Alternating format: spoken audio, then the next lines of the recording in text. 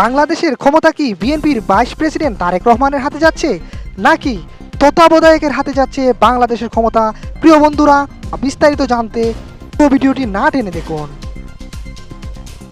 প্রধানমন্ত্রীর পদ থেকে পদত্যাগ করে দেশ ছেড়ে পালালেন শেখ হাসিনা ও শেখ রেহানা। আজ সোমবার বেলা 2:30টায় বঙ্গভবন থেকে একটি সামরিক হেলিকপ্টার শেখ হাসিনাকে নিয়ে যাত্রা করে। এ সময় তার সঙ্গে তার ছোট বোন শেখ রেহানাও ছিলেন। এদিকে বার্তা সংস্থা এএফপি জানিয়েছে, শেখ হাসিনা ও তার ছোট বোন শেখ রেহানা গণভবন থেকে নিরাপদ স্থানে চলে গেছেন।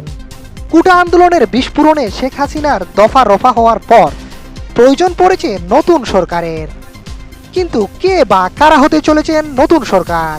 সন্ধ্যা 6টার দিকে সকল দলের নেতারা সেনা প্রধানের গাড়িতে করে এসেছেন বঙ্গভবনে। আবারও কি তাহলে আসছে সেই তত্ত্বাবধায়ক সরকার? এখন মূল বিষয় হলো, কে হতে চলেছেন বর্তমান তত্ত্বাবধায়ক সরকার?